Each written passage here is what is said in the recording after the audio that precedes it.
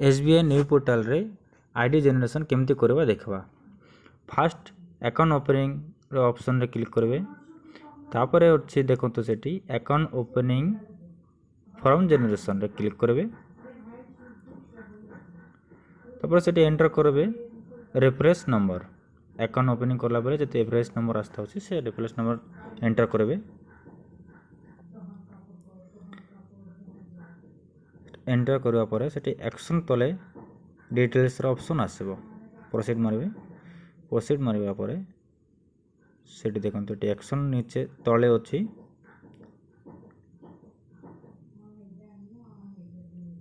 हाँ ठीक अपेक्षा करेंगे। तब देखिए अच्छी कस्टमर ना आसीज ना आसला कन्फर्म है आईडी जेनेरेशन क्लिक करेंगे हेले अपन अकाउंट आईडी जेनेरेशन हो बहुत सिंपल अच्छी।